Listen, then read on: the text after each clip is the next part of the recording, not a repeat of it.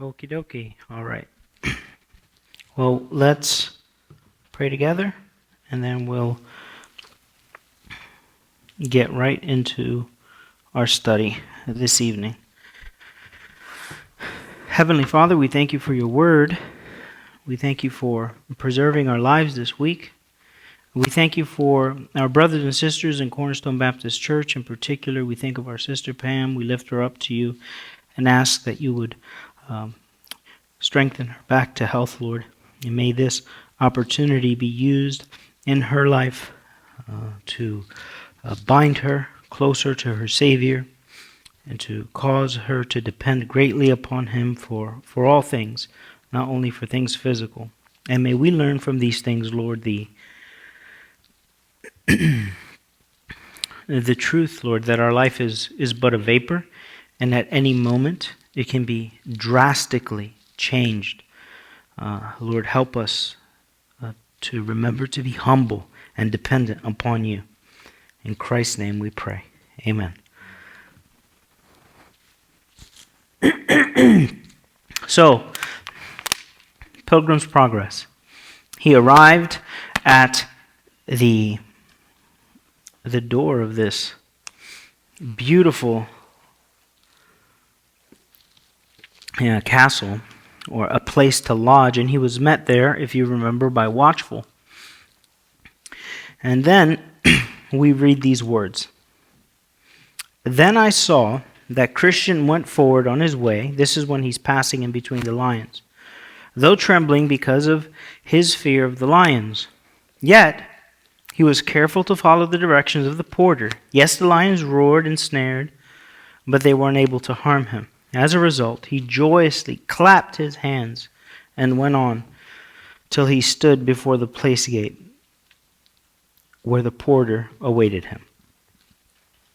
I think that's where we left Christian, right? That's where we left Christian. And now we turn to this next section. Really important section here. A lot of different things going on. So if you read this section, I would just, if I was you, just read through the whole book and just keep reading it till we're done reading it, is what I would recommend. And if you could get it on audio, it's online for free, a bunch of places, YouTube, sermon audio, listen to it. And can anybody tell? So let me read a little bit here, and then I want to ask you a few questions. Then Christian spoke to the porter. Sir, what is the purpose of this house? And may I reside here for the night? The porter answered, this house was built by the Lord of the hill, and he built it for the relief and security of pilgrims.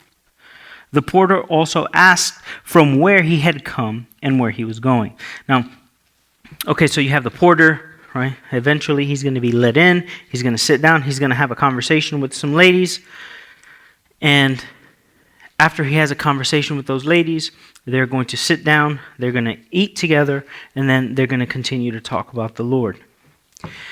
What do you think is going on here? What do you think, Bunyan? What picture? What picture is Bunyan giving us here? What is he? You could raise your hand. One of the mic fellows will come around with a microphone to yes, Logan. What's going on? What's going on?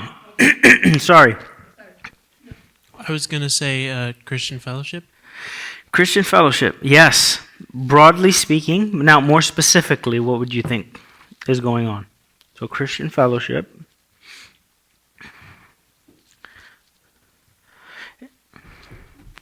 Fernando? The church. That's right. That is absolutely it, right? This is the church. And remember, this is an allegory, right? So the Bunyan is including all of these essential parts. So remember, when he was at the interpreter's house, he learned various important things, and he continued on his pilgrimage. Now he's going to stop at the church, and he's going to continue on his pilgrimage. It doesn't mean that he left the church behind.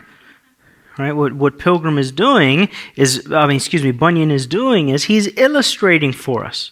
And by using this narrative form, basically taking us along this journey and showing us the importance of pastors and churches and fearing God and trials and the promises of God, many other things. Now here we arrive to the church. So very good. Broadly speaking, Christian fellowship, specifically the church. Now, with regards to what happens with the porter, the man there at the door, and the women, any idea what's going on there? Let me read a little bit and see if you get it. I'm going to read for an extended period of time, and so just think here. The porter answered, "This house was built by the Lord of the hill, and he built it for the relief and security of pilgrims." The porter also asked from where he had come and where he was going. And then Christian tells him, "I have come from the city of destruction and am going to Mount Zion. But because the sun has now set, I would like to stay here for the night, if you are willing." The porter, "What's your name?" "My name is now Christian, though it was graceless to begin with. I was born of the race of Japheth, who God will persuade to dwell in the tents of Shem." And now you get the imagery there. Of course, this is from the curse, or not necessarily from the curse, but from the sons of Noah. Porter, "But how has it happened that you have arrived so late, since the sun has already set?" And now the Christian is going to recount what happened to him. He's going to recount his sleepiness, right? I'm going to skip a few pages. I don't know what page number it is, but the porter says to him again, "Well, I will call out one of the virgins who live here. If your conversation is to her liking, she will invite you to join the rest of the family. That is in accordance with the rules of the house." And then someone comes out, the porter watchful rings the door, discretion comes out. What does that word discretion mean? It has a few meanings. So, Logan? I'm going to answer in the form of a question. Is this sense of the word being used here like a synonym for discernment? Yep. Freedom to decide what should be done in a particular circumstance. So here discreet doesn't mean like chaste, discreet, low key.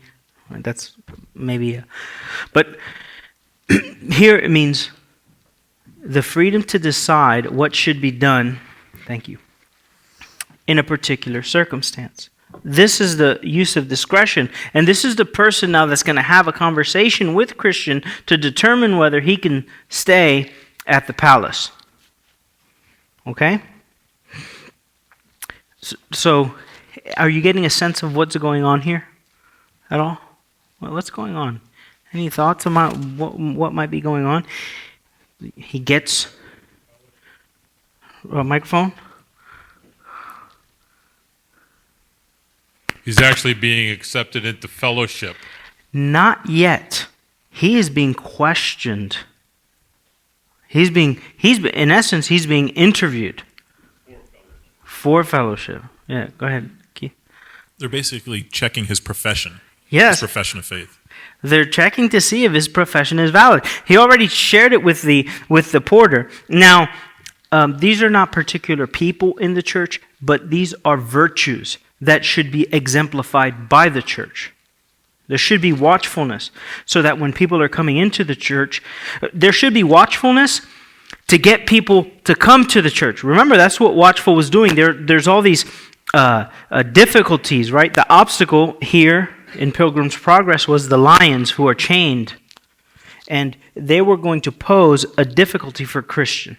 If he was fearful and if he didn't have some instruction, he would have turned back. But watchful he was watching. And no, come in. So he comes in. And then, or he comes to the door, and then he wants to go in, and Watchful says, well, let me call discretion. And discretion in the sense of to decide what should be done in a particular circumstance. So I'm going to read from there. So this is exactly what's happening.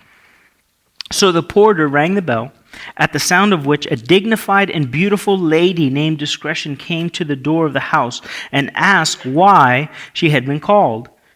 The porter answered, "This man is on a journey from the city of destruction to Mount Zion.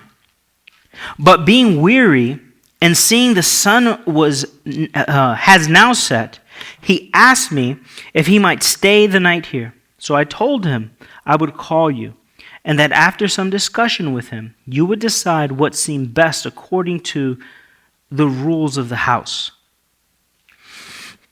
So note, there's a standard, right? Note this also. Previously, when he asked, when Pilgrim asked, "May I reside here for the night?" The porter's answer was this: "This house was built by the Lord of the hill. He built it for the relief and security of pilgrims." Not just anybody. Right? So the porter, in essence, Watchful, is saying this is not just a place where just anybody can come here. That's not how it works. If you want lodging here, if you want the fellowship that is provided here, or how he puts it, if you want the relief and security that the church provides, you must be a Christian. Now, of course, Bunyan does not have in mind, that we don't invite unbelievers, and that when an unbeliever shows up, we treat him sufficient. Matthew chapter 13. And particularly, I want to look at verses 36 through 43, where Jesus explains the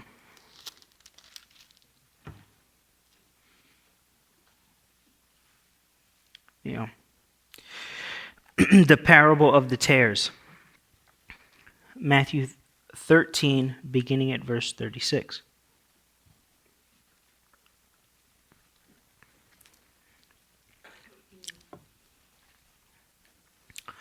Then Jesus sent the multitudes away and went into the house. And his disciples came to him, saying, "Explain to us the parable of the tares of the field." He answered and said to them, you know what, Fernando, would you mind reading this for us instead of me reading? Would you mind reading it? Yeah, Joshua, get the microphone. 36 through 43. I'm going to start in 36. Then he said to the crowds, he went into the house, and his disciples came to him and said, "Explain to us the parable of the tares, the field." And he said, "The one who sows the good seed is the Son of Man, and the field is the world. And as for the good seed, these are the sons of the kingdom, and the tares are the sons of the evil one. And the enemy who sowed them is the devil, and the harvest is the end of the age, and the reapers are the angels. So just as the tares are gathered and burnt with fire, so that it will be at the end of the age. The Son of Man will send forth his angels, and they will gather out into his kingdom all stumbling blocks and those who commit lawlessness. And he will throw them into the furnace of fire. In that place there will be weeping and gnashing of teeth. Then the righteous will shine forth as the sun of in the kingdom of their Father. He who has ears, let him hear." Microphone. All right. So this parable is usually used as a description of the church. This is not the church, though. That's exactly what Jesus says it isn't. Look at verse 34 again. The field is the world. That's what the field is. The field where the seed is sown is the world. The good seeds are the sons of the kingdom, but the tares are the sons of the wicked one. Right? So, in the church, there is not to be intentionally, in the membership of the church, there is not to be intentionally a mixed multitude. There ought not to be that. As the porter said,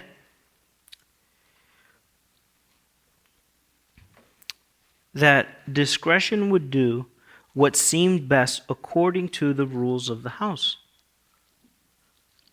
So there's a standard for membership in the church. And of course, in Matthew chapter 18, we see at bare minimum,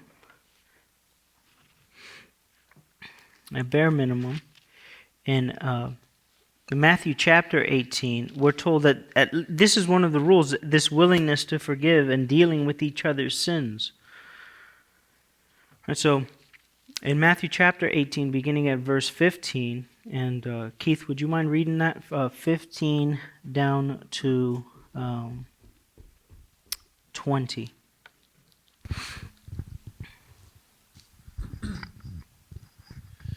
If your brother sins against you, go and tell him his fault, between you and him alone. If he listens to you, you've gained your brother. But if he does not listen, take one or two others along with you, that every charge may be established by the evidence of 2 or 3 witnesses. If he refuses to listen to them, tell it to the church. And if he refuses to listen even to the church, let him be to you as a Gentile and a tax collector. Truly I say to you, whatever you bind on earth shall be bound in heaven, and whatever you loose on earth shall be loosed in heaven. Again, I say to you, if 2 of you agree on earth about anything they ask, it will be done for them by my Father in heaven. For where 2 or 3 are gathered in my name, there am I among them. Okay, so we can get into a lot of different things about this passage, but generally the reason why I wanted to come here is that there are standards for a person to stay in a church. There are standards. If a person lives in open sin and rebellion against God, God has given to the church the means of removing that person or those people. And this is something that we have to remember. So there are rules to become members and to stay members. Now, let's see what she asks him. Then she asked him from where he had come and where he was going. This is the same thing. They're asking him for his testimony.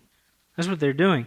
And one of the things that I remember from the church where I came from was we would have visitors come, and one of the things that they would either complain or be really happy.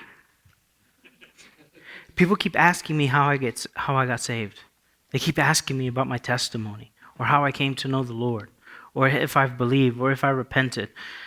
That is the mark of a discerning church. Those are the kinds of conversations that we should be having when visitors come. Yeah, of course, where do you work? Is this your wife, or your daughter?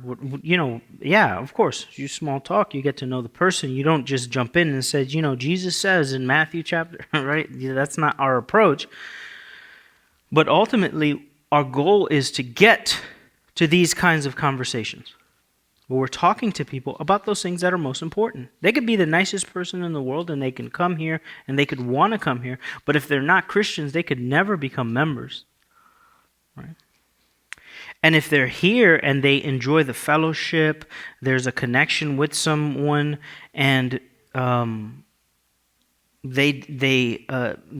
enjoying the teaching and the fellowship and all those things, well, they should become members if they're Christians. And if for some reason they can't become members, it would be good for them to find somewhere where they can become a member. And we could help with that as best as we possibly can, I guess. So, then she asked him from where his profession. So he told her.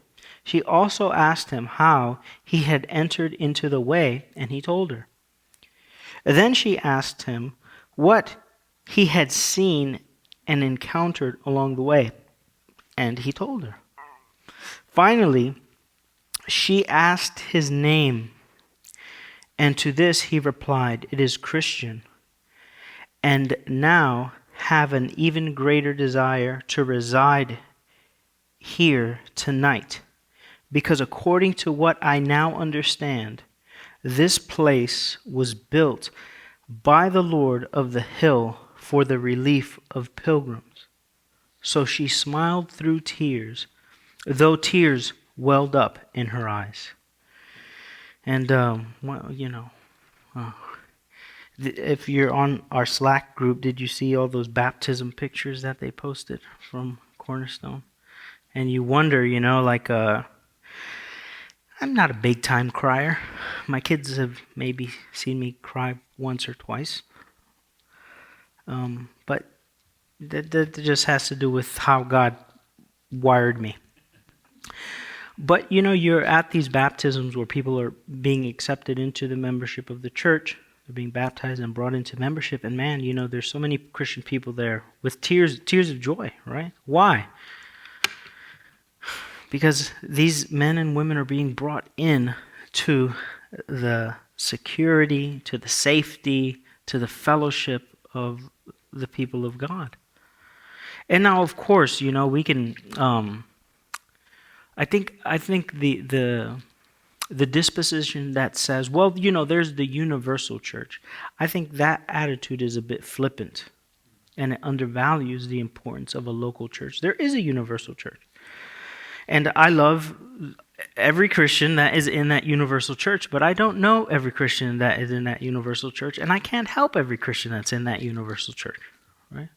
And even my efforts, if we can send letters of encouragement to sister churches and visit them and pray for them, but we can't serve them and minister for them the way that we do for each other here. So she lets him in. And we continue to read here. Now here, so this is an important point, and Barry Horner in his commentary on Pilgrim's Progress brings this up. So you've got all these ladies, right? Where are the pastors? Right? Is Bunyan commending female pastors or something like that? And no, he's not. I'm going to read something from Bunyan, but I'll read what Barry Horner, his explanation, I think it's very helpful. He says this: what is intended, it seems, is the portrayal of the palace beautiful, and therefore a biblical local church, as a fellowship of holy and pure faith that is illustrated by means of virginal purity and undefiled feminine virtue. Right? So what comes to mind when you think of feminine virtue, purity, being undefiled? That is what is being communicated by the virtues that we're going to see. The first one that we saw was discretion. We'll see 3 others here shortly. And here are some texts sort of to support that. The church is often referred to as Christ's bride, and so in a sense as a female. Look at. We'll go to the most popular of all of these. Go to Ephesians 5. Ephesians 5, and beginning at verse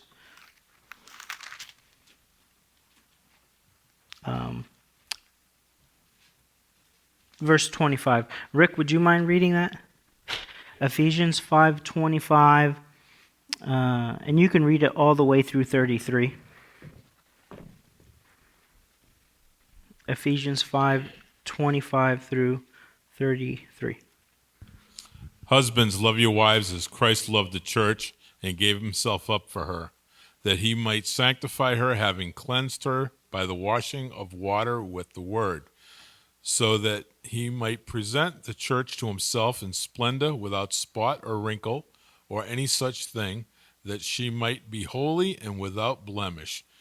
In the same way, husbands, love your wives as their own bodies. He who loves his wife loves himself, for no one who hated his own flesh, but nourishes and cherishes it, just as Christ does the church, because we are members of his body. Therefore, a man shall leave his father and mother and hold fast to his wife, and the two shall become one flesh. This mystery is profound, and I am saying that it refers to Christ and the church. However, let each one of you love his wife as himself, and let the wife see that she respects her husband.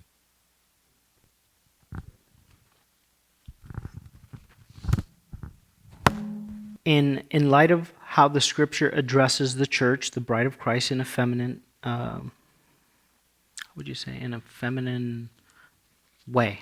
Well, best word that comes to mind at this point. So Bunyan takes these virtues and he dresses them up as women. Right, so he's not commending women pastors. But let's continue here. Then, after a little hesitation, she said, I will call here 2 or 3 more of the family. So she ran to an inner door and called out Prudence, and of course this is wisdom, piety, godliness, right, spiritual devotion, and charity. And this is an older word that was used for love. And because people love pizza, right? They love their dog, they love their kids, they love their wife, right? The word love is used so cheaply now that, recovering these old words isn't a bad thing.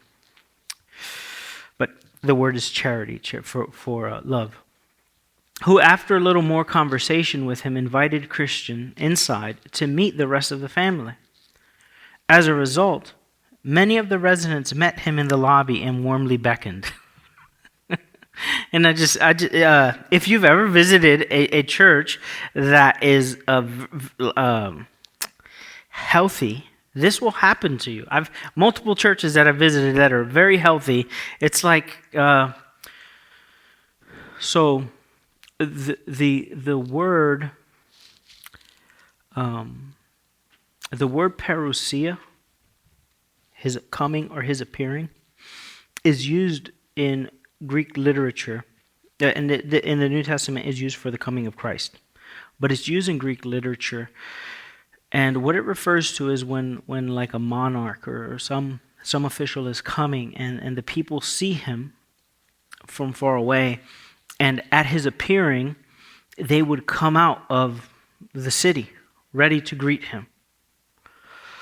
And it's not in the exact same sense, but when you go to a church that's spiritually thriving, this is the kind of thing that happens. It's like at every turn, somebody's wanting to shake your hand, or are these your kids? And there's this affection that is felt, right? This love, charity, spiritual, just love for the brothers. So, as a result, many of the residents met him in the lobby and warmly beckoned, "Come in, you who are blessed of the Lord. This house was built by the Lord of the hill for the express purpose of entertaining pilgrims such as yourself." Then Christian bowed his head in acknowledgement and followed them into the main part of the house. This is what a church must be. This is what a church must be this way. And of course, this kind of charity is motivated by the charity Christ has shown to us. That's what motivates it. That's what causes us to love one another. Now, when we say that this is what a church must be, and people will complain and say, oh, that church isn't loving, or I left that church because they were not loving. But what we have to remember is that when we talk about the church is not the institution, the church is the people. So if we say that this is what a church must be, then this is what you must be. This is the way that we must be with each other. You think, right? If a new person started attending regularly, what would be your duty to that person? Talk to him. What's your name? Are you a Christian? When did you come to know the Lord? That's terrific. Are you going anywhere for lunch? How about during the week? Oh, you can't today. You have something to do. Great. Let me give you my phone number. Can I have yours? Maybe I can call you during the week. And we can, go out to eat, or I can have you over. We can share a meal. We must be this way. This kind of infectious love is appealing. It is very appealing, and it's very pleasing to God, and it's the way that we ought to be. We ought to be this way.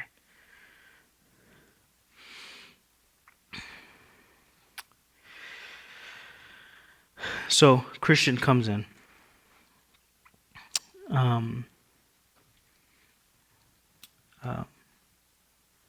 Barry Horner writes this. He says this. Here we have a reflection of Bunyan's experience and expectations concerning what is required for church membership. While perfection is by no means required of the new convert, yet the inquiry appears to be more searching when compared with today's superficial investigations. We'll see this in greater detail. I'll come back to that quote because we'll see this in greater detail as the chapter kind of unfolds. Let me keep reading a little bit. So when he had come inside and sat down, they gave him something to drink. And when they all agreed that until supper was ready, when he comes into the church, and there's going to be supper. Just think of what they're talking about here. Of course, what do you think they're referencing? The Lord's Supper. It would be a profitable use of their time if one or two of them should have conversations with Christian about some specific matters. Right? Not just, well, boy, I hate this COVID. Yeah, or the weather, right? Which again, right? You use those things to kind of swing in and get a feel for the person and have a conversation. But of course, they wanted to talk about specific things. So piety, prudence, and charity were all appointed to have a discussion with him, and so they began.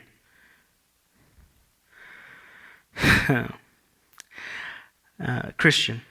So he begins to talk. He says, did I miss something? No. So they began. Christian, I was driven out of my native country by a dreadful sound that was in my ears. That is, the persistent conviction that unavoidable destruction would consume me. That is, if I had continued to live in the city of destruction. Again, he's going over his testimony. And, these virtues, these women, they're not just sitting there. Look, as he says something and then they ask a question. But how did it happen that you came here, that you came out of your country in this direction? How did you find us? Right? We're like on Fort Bend. Nobody comes back here, right? How did you find us?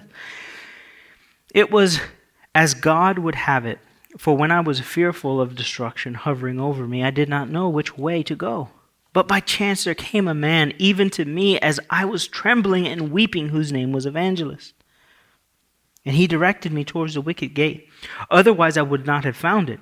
And so at the same time he pointed out the way that has led me directly to this place. Piety. Now listen, I'm just going to read her questions here. She says, but did you not come by way of the house of the interpreter? He says, yes. Why did you hear this man tell? Why did you hear? Yes. Why did you hear this man tell about his dream? And he talking about the man in the cage, or the man who had the dream, the final one. Remember when it's the day of judgment and he was left, and all he could see is the eyes of the Lord staring at him, no matter where he went.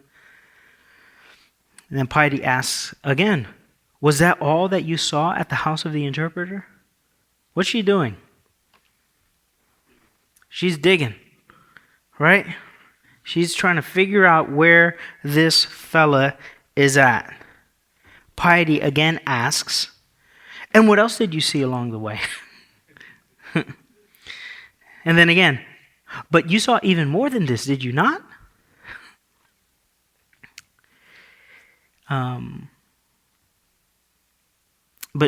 So when she says, and what else did you see along the way? He says this. He says, see, why I had only gone a short distance ahead when I saw, as it were in my mind, a man hang bleeding on a tree. And the very sight of him made my burden fall from my back, which load had caused me to groan so much. Yes, it did actually drop off my back. It was so astonishing for me because I had never seen such a thing before. Yes, and while I was looking up at that tree, for I could not stop looking, 3 shining ones came to me. One of them declared that my sins had been forgiven. Another stripped me of my rags and gave me this embroidered coat, as you can see. And the third set a visible mark upon my forehead and gave me this sealed scroll, which I keep in my chest pocket. And now this is the essence of a Christian testimony. How did you wind up here? My grandmother, aunt, uncle, over the radio, I read in the Bible that Jesus died for sinners. That he died for me. And when I believed that, the weight of my sin fell off my back, and I knew that I was now righteous before God. I had a relationship with God because of what Jesus did, and that filled my heart with hope and joy, and I just want to follow him. That's the essence of a Christian testimony. But you saw even more than this, did you not? Christian, the things that I have told you about were the best. Yet I saw some other interesting matters, and he explains them, right? And you see here this searching, this prying, this poking. This would make most people uncomfortable. And this would make most Christians uncomfortable, most professing Christians uncomfortable. They don't want to have these kinds of conversations on either side. They don't want to be the person who's having to ask these kinds of things. And they don't want to be the person who is being asked these kinds of things. But remember Paul's words. Remember Paul's words from 1 Corinthians 3:15. What does he say about the church there? 1 Timothy 3:15. What does he say there? And Marianne, would you mind reading that for us when you find it? 1 Timothy 3:15.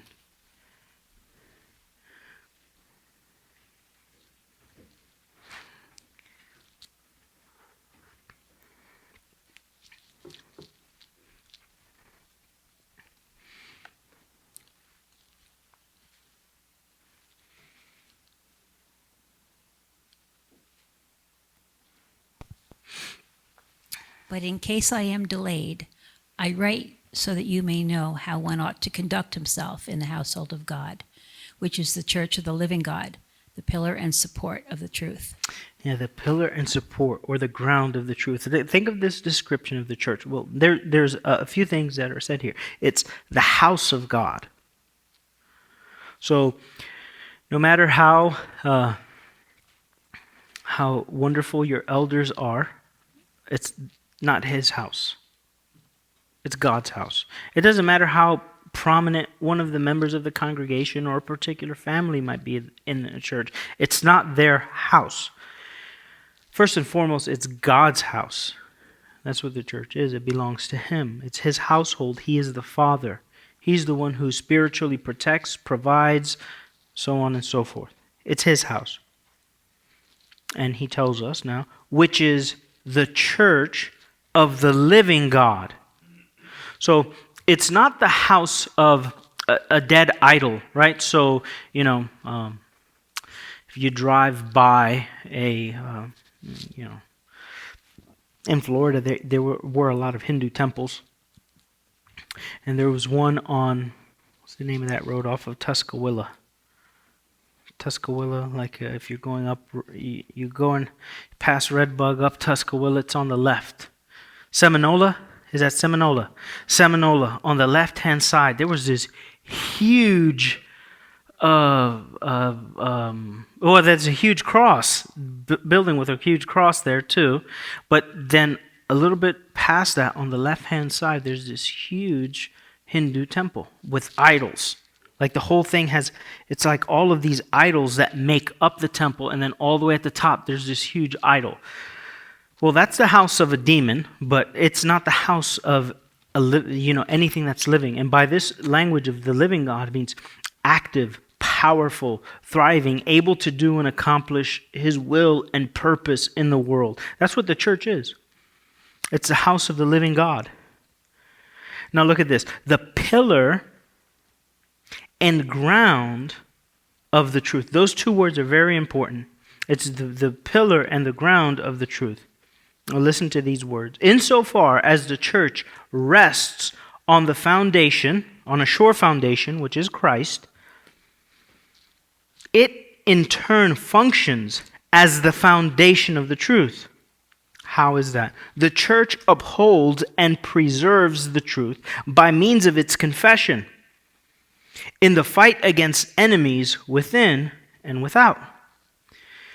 We have to know that we have to have our eyes open, because what the devil loves to do is bring men and women into the church that, outward appearance, right? They seem like they'd be terrific members of the church. But then you dig a little bit and you find out, oh no, it's not good. Or over time, maybe even, it comes out that this person is not a godly person. They're divisive, they're gossips, they're backbiters, they're lazy, they're abusive, they're authoritarian, they're money hungry. Who knows? They're adulterers and adulteresses.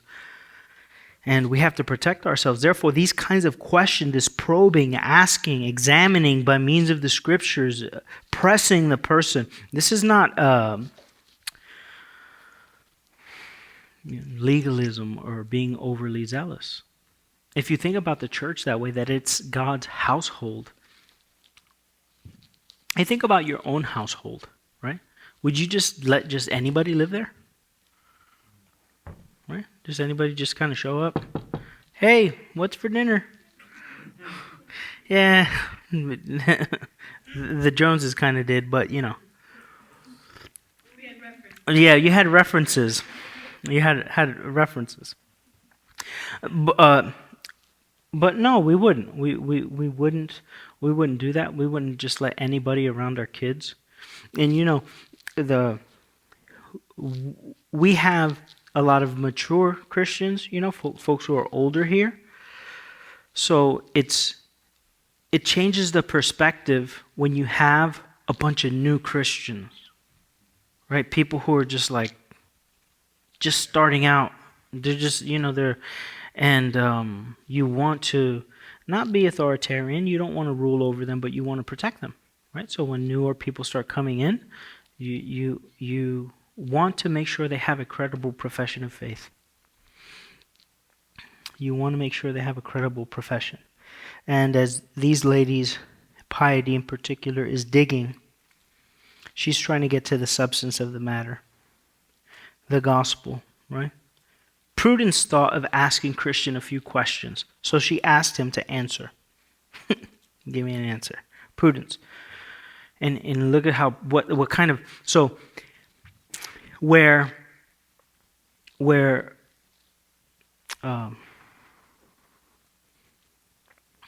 Piety asked questions about his profession of faith, like how did you get to this point where now you're wanting membership in the church, you're wanting the safety and refuge of the church. Prudence asks some Similar questions, but a little bit more striking. Listen to this. Prudence asks, do you sometimes think of the country from which you originally came? Right? So where are you at now? Kind of questions, right? Yes. His answer, yes. But with much shame and loathing, truly, if I had a deep yearning for that country, then I might well have taken the opportunity to return. But now my heart desires a better country. That is a heavenly realm. Therefore, I press on. Prudence, do you not still carry with you in your mind some recollection of the things that were formerly involved with you? Some of the sins that you partook in? Yes, but greatly against my will, and especially those inward and carnal reasonings which all of my countrymen, as well as myself, were delighted to revel in. But now, all those things only grieve me. And should I be able to choose only what I think, I would choose never to think of those carnal things anymore, but when I would be doing that which is best, still that which is worse remains with me. Yeah, Romans 7. And she's asking questions specifically here about his Christian life. Right? Or are you fighting sin? What is your relationship with God? What does it really look like? Prudence continues. Do you not sometimes find that personal carnality is vanquished when at other times it was of great trouble to you? Yes. Right, yeah, there was sin reigned at one point. Now it doesn't reign. But those times of conquest over carnality are infrequent. Though when they do occur, such hours are truly golden. You see the honesty here, right? He's not putting on airs, right? He doesn't think or act in a superior fashion or like he's greater than other people. There's this genuine humility and honesty in his interaction there. Prudence continues. It's like making you sweat, all these questions, right? It's like she's interrogating you with a flashlight in your face. When you experience these precious times in which carnal annoyances are vanquished, can you remember by what means these triumphs were obtained? This is really good. So, how is it that you overcome sin? What are the means that you use to overcome sin? And he gives us 4. He says, yes. And think about these kinds of questions. Okay, so let's forget the stranger for a second. Let's forget the stranger. And think, when was the last time I had a serious conversation like this with one of the men or one of the women in the church? Just sat down and this is the kind of stuff that we talked about. When I meditate upon what I saw at the cross, that will do it. That will help him overcome sin. Second, when I look at my embroidered coat, that will do it. So when I look at Christ and how he bore the punishment for my sin, when I look at his righteousness that I'm clothed in, when I look inside the scroll that I carry in my pocket chest, that will do it. When I look at the promises of God, that will help me vanquish sin. And fourth, when my thoughts are warmly stimulated about where I am going. So Jesus paid for my sins. He gave me his righteousness. He gives me his promises, and I'm going to heaven. These are the things that help me fight sin. The cross, the righteousness of Christ, the promises of God, and heaven, the celestial city. Those are the things that help me overcome sin. Prudence. And what is it that makes you so desirous of going to Mount Zion? And she keeps pressing. I just love this, Why there I hope to see living he who hung dead on the cross. Right? That's what the Christian wants. What a way to think about heaven, right? When your eyes close here, and they open there will be Jesus. And there I hope to be rid of all those things within me that remain a constant annoyance. At the celestial city, they say there is no death. And there I shall dwell with the type of companions that I like best. People like you, Prudence. For to tell you the truth, I love my Lord, because he released me from my burden, and I am weary of my inward sickness. In view of these circumstances, I would much prefer to be where I shall die no more, and my companions shall continually cry, Holy, holy, holy. Amen. Let's see, what time is it? Let's try to finish this chapter. Then said Charity to Christian, and the hits continue. Right? They keep pressing him. Do you have a family? Are you a married man? I have a wife and 4 small children. And why did you not bring them along with you? What a nosy lady, right? You'd probably say, what a nosy. No, but here, she's got a goal. She's heading in a particular direction. Watch what she's trying to get to. And why did you not bring them along with you? Why aren't they here today with you at church? Then weeping, oh, how willingly I would have done so. But all of them were utterly opposed to my going on pilgrimage.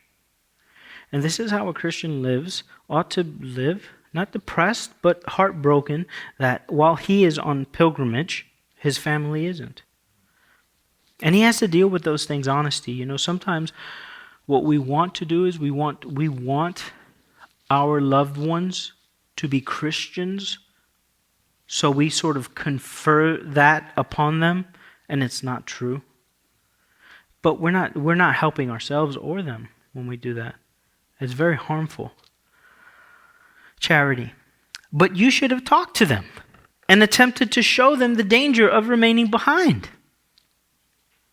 And this I did, and explained what God had revealed to me concerning the destruction of our city. But I seemed to them as one that told a joke, and as a consequence, they did not believe. Now listen to this, Charity.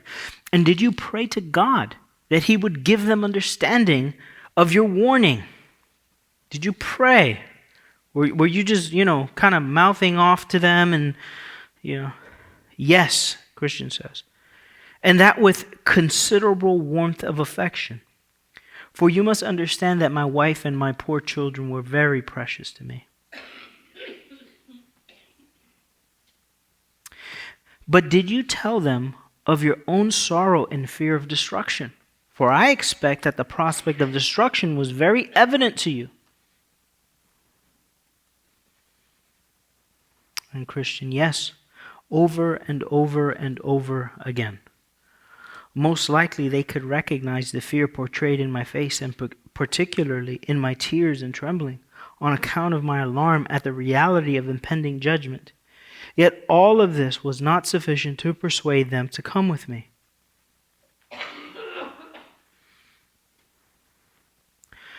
But what reasons did they offer? Why would they not come with you? And Christian answers, for one thing, my wife was afraid of losing this world. What a horrible thing to confess, right? Furthermore, my children were absorbed with foolish delights of youth, with the foolish delights of youth. So because of these and many other distractions, they left me wandering alone in this distressed frame of mind.